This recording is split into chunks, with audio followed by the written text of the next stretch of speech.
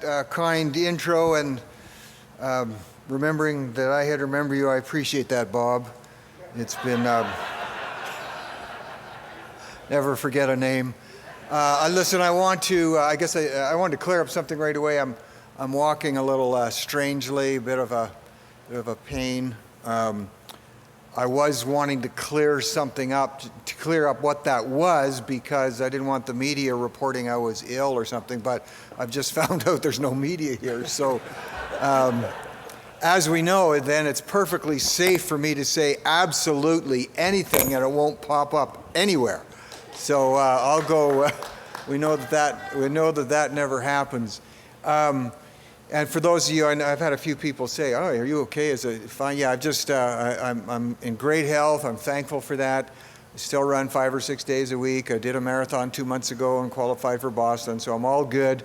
But I've got a little ankle problem. It's just going to be for a couple days, but it is happening on the left, is where the pain is coming from. So I just want to kind of want to clarify that, get that out of the way.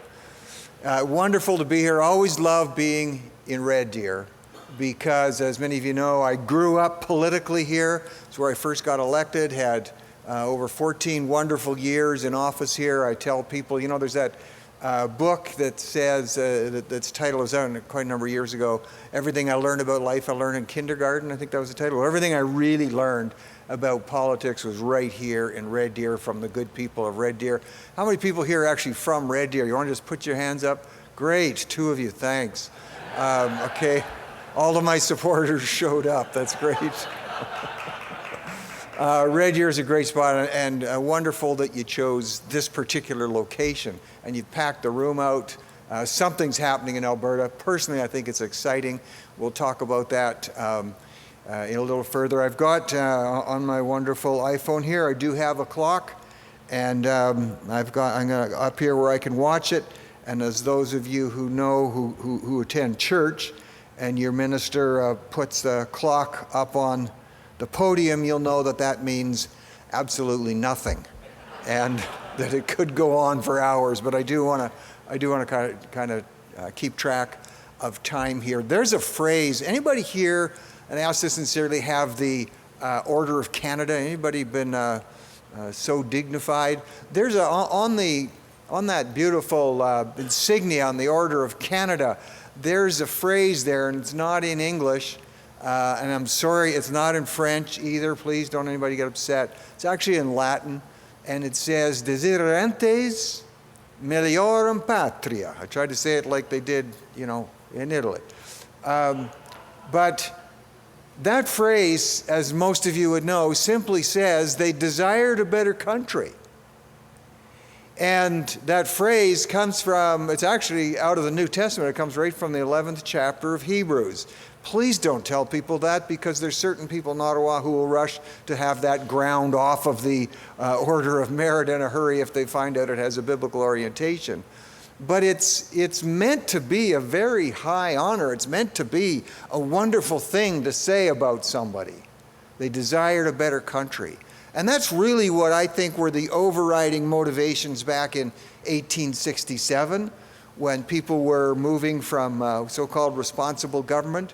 And John A. Macdonald, great conservative, and others were looking at pulling this whole thing together. Keep in mind that we are a confederation. Sometimes I like to emphasize the word con. We are not a unitary state. We are not a federation. We are a confederation. That doesn't mean, great, I appreciate one person applauding that. And but their words have meaning. And it's important to keep that in mind, because the original intent was, and it never would have, Canada wouldn't have happened unless Sir John A. and his colleagues and others were clear to these provincial and territorial leaders, saying, look, we're going to draw up this constitution. It's going to be a confederation, which means there's going to be designated federal areas of jurisdiction and designated provincial areas of jurisdiction, and there'll be some shared areas of jurisdiction. And really it was that's really what was one of the underlying factors, along with a railway being promised, that kind of drew the provincial leaders and territorial leaders at the time in. They were cautious about this. Quite rightly, they had a good, healthy superstition of politicians. And so that's kind of the underlying thing. And it's important to keep that in mind, because you can pick the year when the push pulled, in any system, just as we have a system of government that has, 3 balancing areas. We've got the judiciary for a reason. There is a balance there. We do have the executive branch. There is a balance there. And over time, there's a push and a pull that goes on. And some areas, depending on the personality and sometimes the ego of one particular area, it will sort of try to have predominance over the other. But these were meant to be equal areas of jurisdiction. And in my view, there's too many people, let's just call it at the center, who are of the view that in Canada there's the big leagues and there's the minor leagues. And the big leagues, that's the federal government. And the provincial, that's the minor leagues. And municipal, we can pretty well forget about. By the way, I always like to say as an aside, anybody thinking of going into political life, automatically people wrongly, I think, assume, well, I'm going to shoot for the big leagues, going to go for the federal level. Keep in mind this equal balance, and keep in mind, and when you look across jurisdictions in North America today, in what you're talking about, Canada or US, municipalities have taken huge powers onto themselves, and sometimes they pass really good stuff and sometimes really insane stuff. So if you're thinking about political life, you can have a huge impact at the municipal area. So that's a little aside, no extra charge for that. I just threw that in. And you can even go down from there, parks boards and recreation boards. We had a situation in Vancouver where the rec board, now I don't want to jar anybody's sensitivity, and I really do love whales and nature, but they passed a thing that if for any reason that there was a male and a female type of whale taken in captivity, even if they were, rescue animals, they were not allowed to, get to know each other and have conjugal relations. So, municipalities come up with really interesting stuff. They didn't pull the whales on that one, but they certainly were willing to take away some pretty basic rights there. Speaking of which, I have to say, I love when I pull up here and see that beautiful Kenworth out there. I mean, that just says so much, a beautiful truck. Yeah, give those folks a hand. Right where I pulled up to the side of that beautiful truck, and some of you probably you've seen it, there's a huge compartment there, and it says emergency shower. Right there, it's cool. While I sat there, in the few minutes I sat there, 3 couples walked in and closed the door, and I think they're all still in there. I'm just saying that because they used to refer to Red Deer as the Bible Belt. I don't know why. But just an observation. I'm not judging. I'm just telling you what I saw. And whoever brought that truck, it's a fantastic addition to this conference.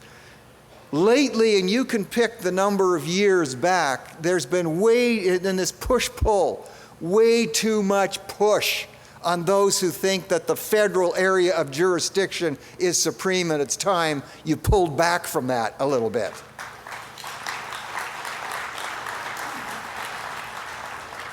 The degree, and some of you will know, I'm on a weekly CBC show, please stay calm, called Power and Politics. And for that, I do receive a very small, and I will say very small, stipend. So when my conservative friends are getting upset with me for being on CBC, I say, listen, at least now you're getting a little bit of tax dollar value back. So try and console yourself with that. But when I was asked what I thought, who the Prime Minister should select as the person to be communicating with Alberta, I said, how about the Premier? And I don't know if that notion had crossed their mind.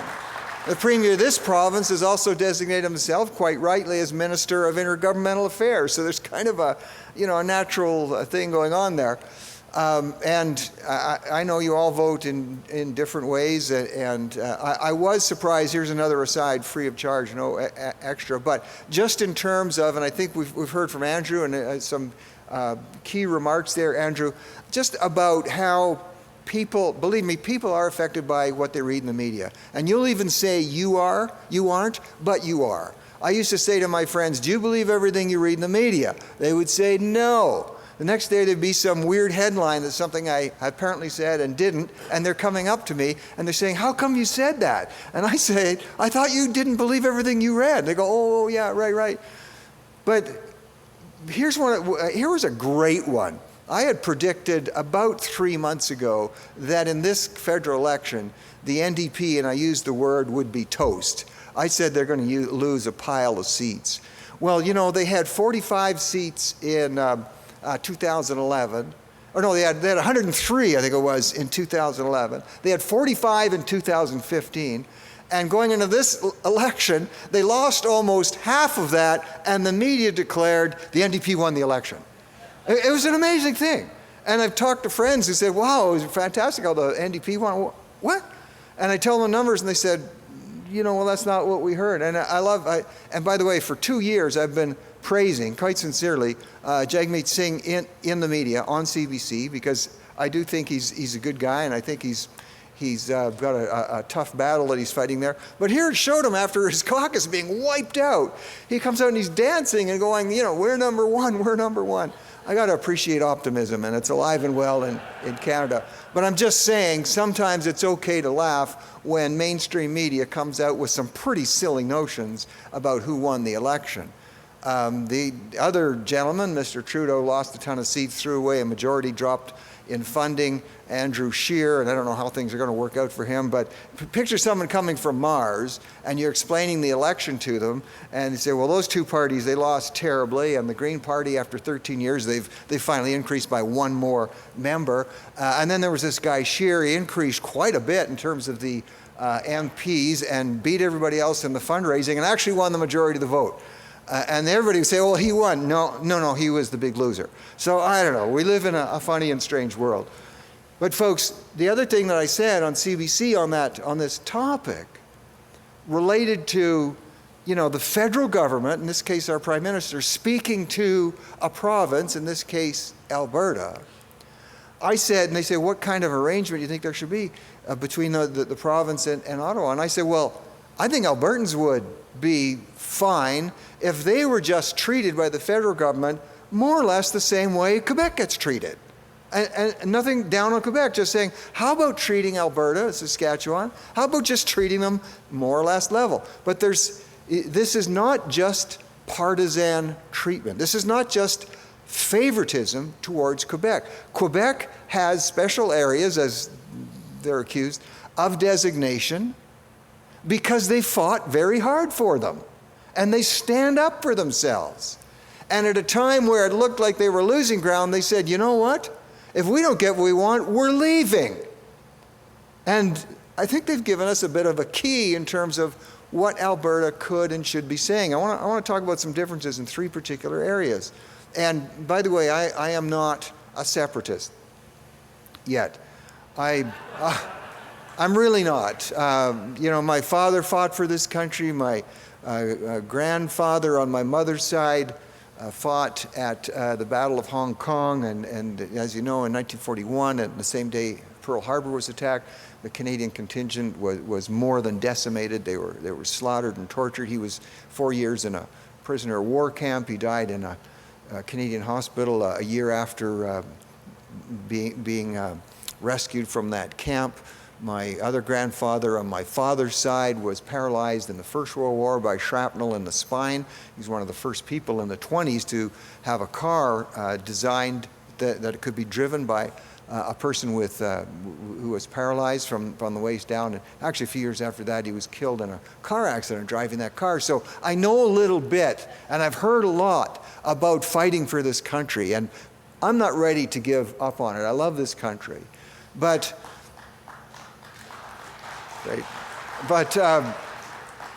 I think I'm in the group, and I think most of you are in this group. We just want a better country. We want a better situation.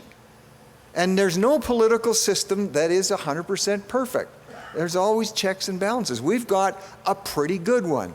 And I remember after the very disappointing loss in 2015, I was again on television, and obviously I was hoping Stephen Harper would win, the Conservatives would win, and they didn't. And I was asked, they said the next day, you must feel very disappointed. And I said, first of all, I just want to put something in perspective here.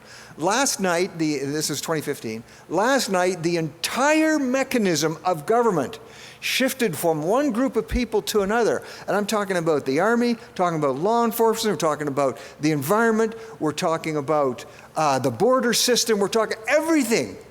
Everything is now handed over to another group of people. Not one shot was fired, not one building was blown up, and there were no murderous riots anywhere. So that's something to say for a system that I think is working not badly, especially as we look around the world today. After that, then I certainly grumbled about the results. But there's a way in which this province, and others that might be so inclined, can be exerting themselves to pull back some of what has been taken away. I'll give you a first example here. When I was Minister of Social Services, and I'm going to, my clock has just gone off, so let me check it, not that it matters. Oh, good, actually I do have a fair bit of time here. Let me talk about my grandkids for a while.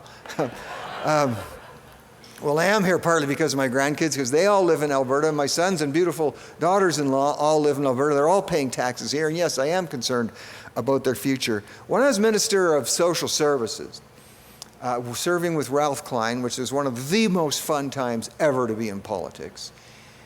By the way, I can tell you some stuff today, which I will, and there's no media here, of course, so it'll never get reported. But under certain laws that we sign, Privy Council and things, there's some things you can't say, like for 20 years, and others that you can't say for 30. And so I'll tell you, I'm going to tell you a couple of things that I haven't said before, so that's, the pricier admission, I guess. But we were running, Ralph had this funny idea of how social services should run. He felt that people who could not, for various reasons, care for themselves, either for a short period of time or in fact long-term, should be cared for and should be cared for generously. He really felt that in his heart. He also felt that people who could care for themselves should care for themselves and shouldn't draw off of the avails of the state and the taxpayer. This is kind of fundamental stuff. And I think most people certainly here would agree with that. And so we embarked on a program, actually started by a predecessor of mine named Mike Cardinal at the time, if any of you remember him. And we really worked that notion. And over the period of really a fairly short period of time, we saw increases for people who really needed help. And we saw decreases and final elimination for people who didn't. Not elimination of the people, let me be clear. Though many of them, when they were told, you have to, within 6 months, be registered in an education program of some time or be working, and we'll help you in both areas. But you've got 6 months and then you're off the system. And so about 6 months later, it sort of became a joke. It started with Mike Cardinal, that many people here, young people, were choosing to move to British Columbia. And matter of fact, we felt it was only proper and right to help them with that with bus tickets. And they were asking for that. And so it became known as Cardinal Bus Lines. Having said that, it tremendously rejuvenated our system. Young people who had sort of thought they could just give up were finding they actually could work and experience personal growth and go to school, and it really was an amazing time. But there was federal jurisdiction that didn't really like that, and they were going to be imposing certain restrictions on what was an area of provincial jurisdiction. And they were kind of saying, that's not nice. You can't be, too tough on people, and you got to go easy. And, you keep up that program, we might hold back funds in other areas. And we found this kind of obnoxious. But there was a federal minister at the time who was basically my counterpart. His name was Pierre Pettigrew. I got along with him very well, and we talked about this.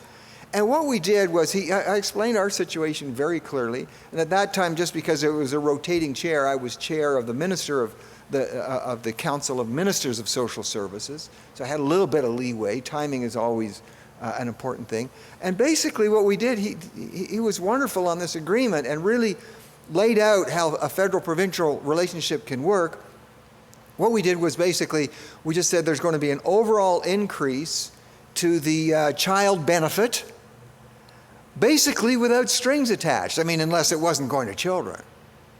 And it completely allowed Alberta the freedom to run its own programs, but it gave us the same amount of share as other provinces would get, and the federal government kept their nose out of it. And it was a wonderful arrangement. I mean, to this day, I give him great credit for seeing that. Matter of fact, I received an award in Calgary last night, a Peter Lougheed Award with 3 other people. The only reason I got it was because the guy that wanted to show up couldn't be there, so they asked if I'd stand in.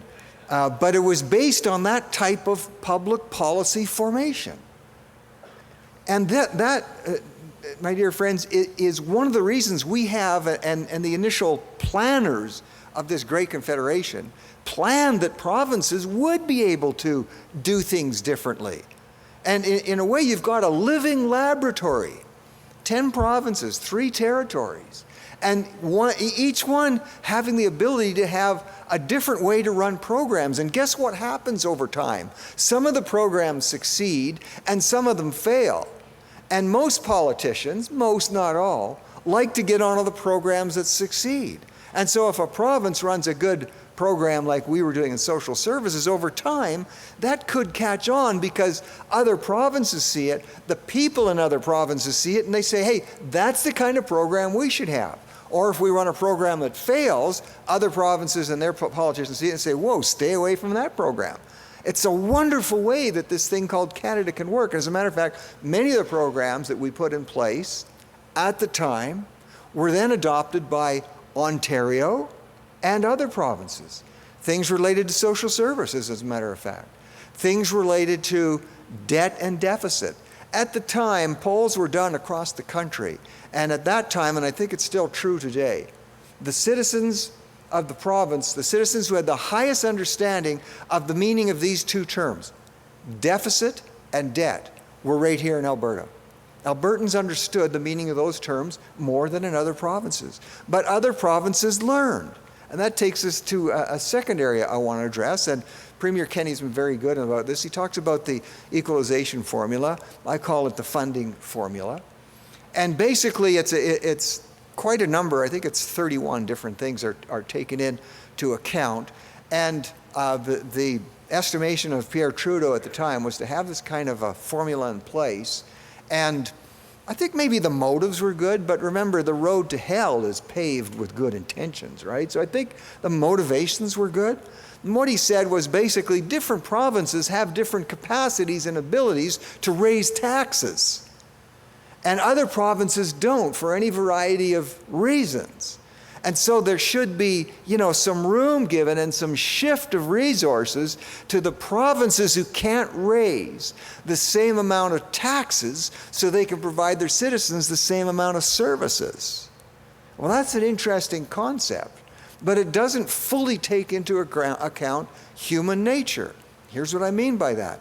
At the time that we were dealing with our debt and our deficit, and by the way, when politicians, I know it won't be from this province, when you hear, especially, don't you love the way municipalities, it's almost universal, so it's not partisan.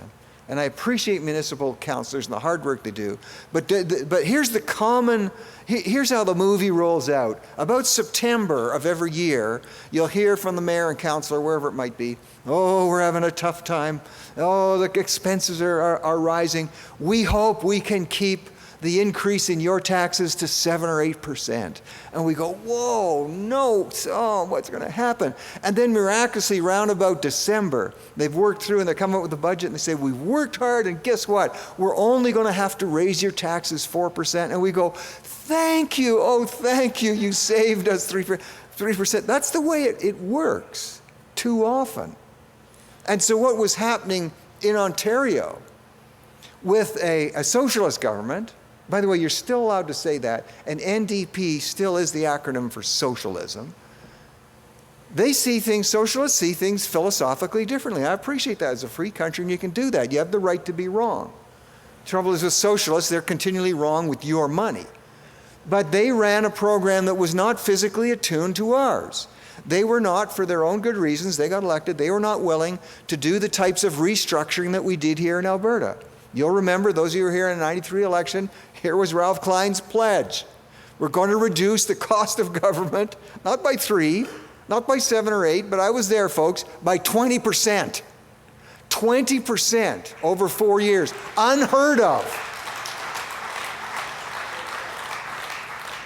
We had this silly notion that if you still run an efficient government, reduce costs, and reduce taxes, it affects behavior and will increase investment and will increase activity, and over the short run, not even the long run, you'll actually bring in more taxes even though you're taxing at a lower rate. What a strange notion. And we would call it a theory unless we had proved it. We proved it undeniably. And even when I talk to my NDP friends, even today, they say, well, you know, and I used I still chide them. I said, okay, so let me get it this way. So you accept that it works in practice, you just don't like it because it doesn't work in theory. Right? That's where they're coming from. And so here was Ontario taking a very different tack, not reducing their expenses, seeing the cost of government go up, the deficit go up, and therefore the debt go up. And as you know, every dollar that goes to the bankers to pay a dollar of debt, that's a dollar you can't put on health care or towards education. They took a totally different tack because they didn't like the philosophical approach that we are taking, which is a little tougher at the start. But because they took that different tack and their taxes therefore had to increase, guess what? They would qualify for the funding formula. Because the people who juggle all those formulae said, you know what? They just can't raise their taxes anymore. It's way too high. And look at Alberta. They've got, I love this, we get accused of tax room. They've got tax room. No, we showed spending discipline. So we had some tax room so people could feel free to keep more of the rewards of their labors. And that's a fundamental flaw in this funding formula. Now, maybe Pierre Trudeau, he might have innocently had in his mind, you know, maybe one year a vicious drought hits a particular province, or we've had some very tough times that are unpredictable, the financial devastation of 2008 and 2009. Sometimes those things happen and you have to help out your neighbors. But this funding formula actually funds and rewards bad management and bad behavior, and it should be changed.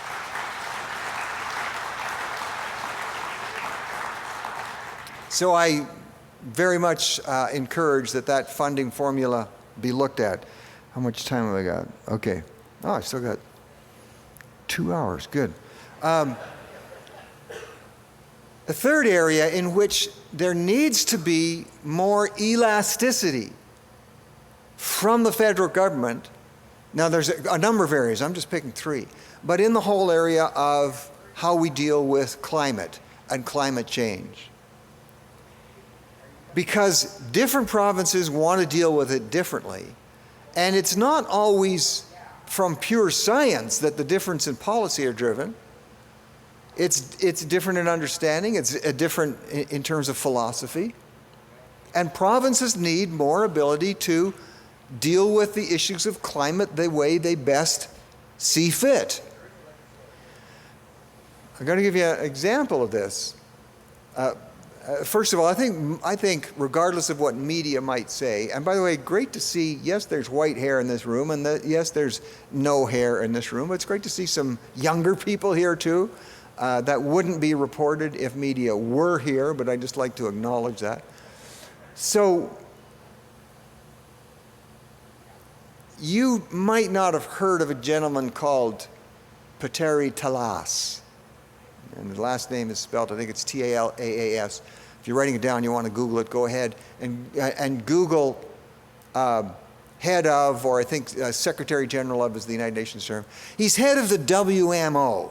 You've heard of the WHO, the World Health Association. You've heard of the WTO, the World Trade Organization. The WMO is the World Meteorological Organization. It is the sanctioned organization by the UN on all observations about climate change. Much of the policy that's happening globally comes from that organization of which Mr. Talas is the head. And on September the 6th of this year, something triggered him, and I'll tell you what that is in just a second. And it so alarmed him and triggered him that he put out a statement saying that the alarmist view that so many people were taking and so many elected people were promoting, the alarmist view, in fact, was becoming alarming.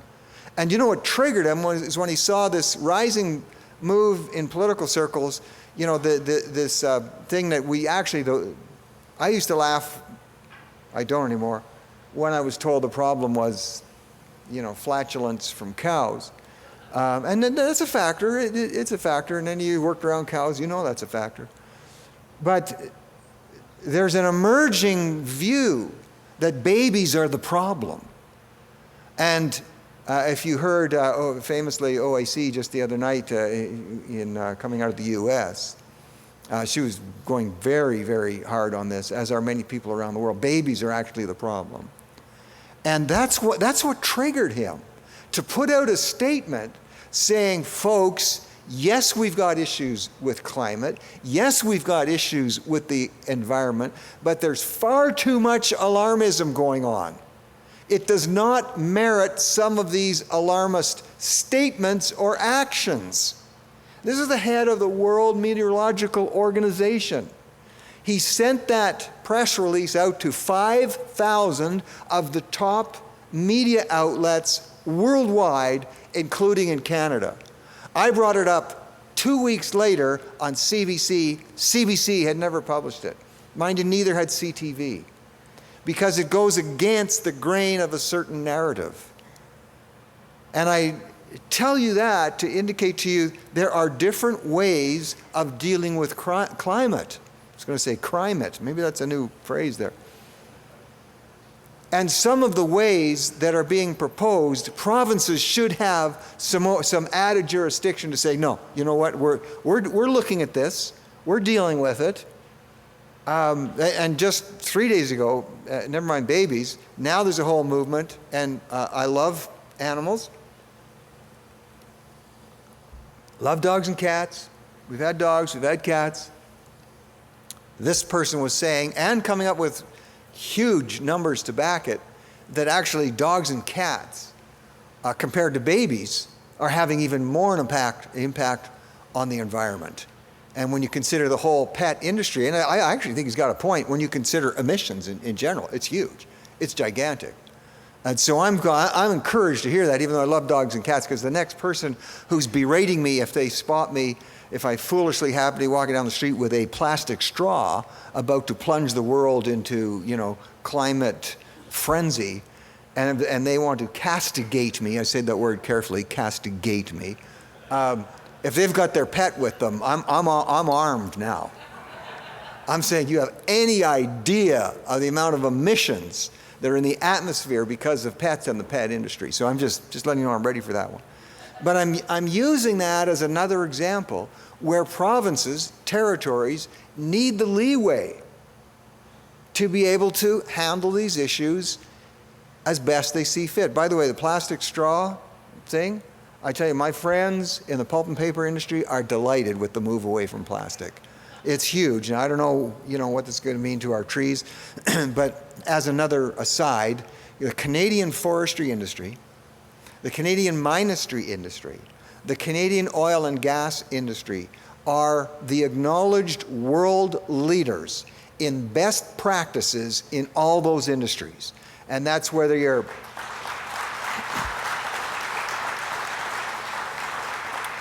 talking about forestry practices, mining practices in other countries. Canada's mining sector leads the world in terms of not just extraction processes, but benefits to the surrounding Indigenous communities and involvement.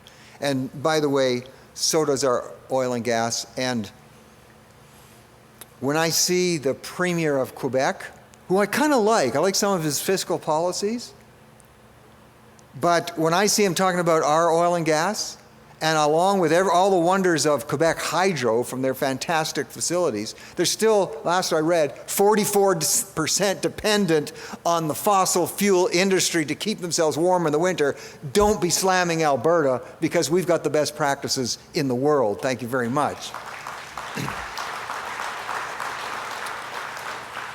And by the way, and I'm not getting into this debate about our friend Don on hockey, but when the premier of a province who prides himself with passing a law saying certain religions can't wear certain types of headgear, whether it's the hijab or whether it's the kippah or whatever it is, I don't think he's got a whole lot of room to move to go against Don Cherry, who made a comment, something about poppies or something.